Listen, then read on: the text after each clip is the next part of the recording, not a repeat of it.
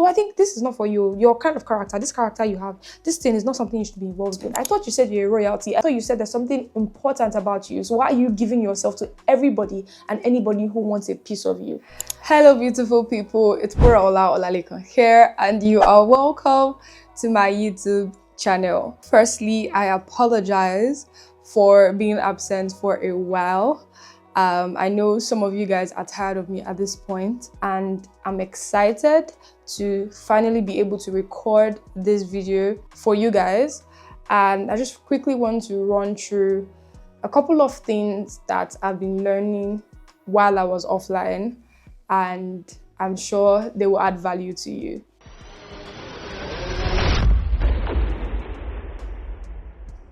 Not everything you see on social media is true. And while we have some form of understanding about that, we know that to an extent, it feels like sometimes we forget that it is so easy to lie. What you see on social media is just a highlight and a refined version of what they have decided to share. Many of these people have producers, directors, editors. So what they are sharing with you has gone through several processes of edits and refining to ensure that you see them in a certain light. So don't feel pressured. Don't allow anybody put you under pressure to do what you shouldn't do and to start thinking things that are a distraction to you. For example, someone did something on LinkedIn and she was like, oh, this is how I made X amount of money in this duration. And a couple of days or a week later, she came back and she's like, I lied, you guys. The post I shared earlier was a lie. I didn't make that amount of money in that duration. I just said it to see how you guys are going to receive it. And you guys believed me, even though it was a lie. But how would you actually know what is true from what is false? Which takes me to the other thing I've had to learn, discernment. Some people call it intuition, some people call it your gut feeling. I call it discernment, the leading of the Holy Spirit, because I'm a Christian and I'm led by the Spirit of God. Discernment is one of the things that would save you in life, because not everybody is who they say they are. Not everybody will do what they say they will do. And it is easy for you to get hurt because you realize, okay, this person lied to me, this person cheated me, this person is fraudulent, this person took advantage of me, this person deceived me, or whatever, or this person is a narcissist, or this person is manipulative, or whatever it is. But discernment will save you from things like that. While we cannot completely change people, we can protect ourselves from certain kinds of people. And one of the things I've also had to learn in my journey of discernment is setting boundaries. Certain boundaries will protect you from certain things. Certain things cannot happen to you if you are not in certain places with certain people, or if you're not in certain situations. There's an analogy my pastor gave a time, which is our gates meant to keep people in or keep people out. And we were like, oh, they're meant to keep people in. And it's like, without a gate, anybody can come in and anybody can go out. But with a gate, it restricts the number of people, the kind of people that can come in, the quality of people that can come in, when they can come in, and how they can come in. Let's take it a notch higher. There are certain estates with tight security, where at the estate gate, there is a security, and you don't just drive through the gate. There is a security personnel that will ask you for an access code before you access the estate. Now you enter the estate and you need to enter the building where your friend lives, but the gate is locked. You can't just open and walk in. So you need to call your friend, and he or she needs to come and meet you outside and bring you in.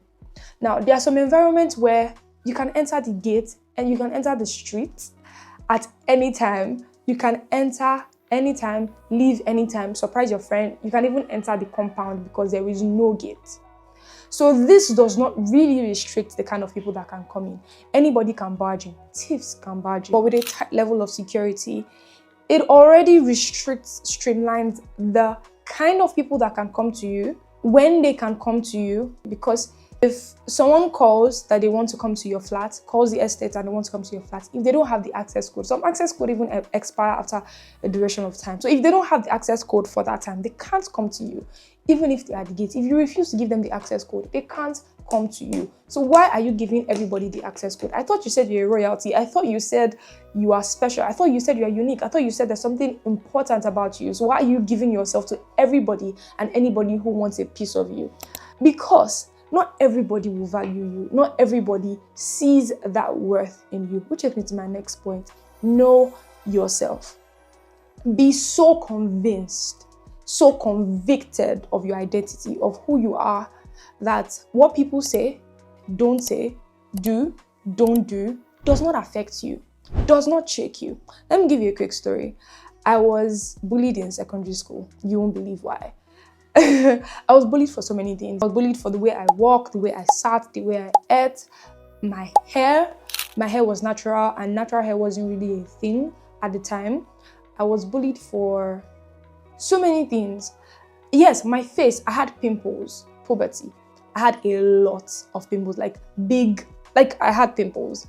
So people told me, use sandpaper, iron sponge, scrub your face, like all manner of things. They really told me I wasn't beautiful, I wasn't pretty, I was flat because I'm slim, and every other lady she's busty and has front and back and all that, and I didn't have all that. So those features. And it was easy for me to be insecure. Obviously, at times, those things got to me. Whenever I get home to my mom, I will tell her the horrible thing they said about me, and she will take me to the mirror. We have a mirror just at the corridor. So every room you come out of, you would walk past a mirror to any room you're entering in the house. So we have that mirror. She'll take me to the front of the mirror and tell me to look at the mirror. And she'll like, those things they said about you, is it true? Is that who you are? Are you ugly? Are you good for nothing? Are you useless? Are you all those things they said? And I'm like, no, I'm beautiful. I'm created in God's image. I am fearfully and wonderfully made. So I'm created in God's image, and God is beautiful. So I am beautiful. And she had that ingrained in me from a very young age. And that just, so regardless of what anybody said about me, I was always quiet. I was unmoved, unshaken, because that's not me people are talking about. So it got to a point they got tired, because no matter what they said, I wasn't bulging, I wasn't moving, because it's not me you're talking to. That's not who I am. I know who I am, and what you guys are describing, it ain't me. So I wasn't bulging at all. And now people admire me for certain things that blow my mind. They're like, oh, I just like the way you walk. I just like the way you talk. I just like the way you say. I just have the same things that I was bullied for. If I have allowed those things get to me and my identity wasn't rock solid, or I didn't solidify my identity. Now that I'm much older and people start to give me certain compliments, it will be hard for me to believe, and I will still be insecure about those things. So the insecurities you have, deal with it, solidify, and answer the question of your identity. Know who you are, such that when people come to you with a suggestion, with an idea, with a philosophy, or with a projection of who they think you are able to say, oh yeah, this is true, but this is not who I am, this is who I am, this is what I can do, this is what I can do. Understanding who you are would help you protect yourself from the kind of people you should not be associated with. Will help you set appropriate boundaries to guard yourself from the kind of environment you should not be positioned in, the kind of conversations you should not be involved in. You would not waste your time on frivolous activities. You would give yourself, you would value yourself enough to treat yourself like who you really are, and not take trash from people who don't value you, who don't see you. Not everybody sees you. Not everybody knows you. Some people have an idea of who they think you are. But if you don't know who you are, how are you able to carry yourself as that person? You will just see that every single picture that comes in front of you, you like it and you want to be like it. So you see this, you like it, you adopt it. You see this, you like it, you adopt it. And you become a shadow of yourself because you've not come to consciousness of your identity.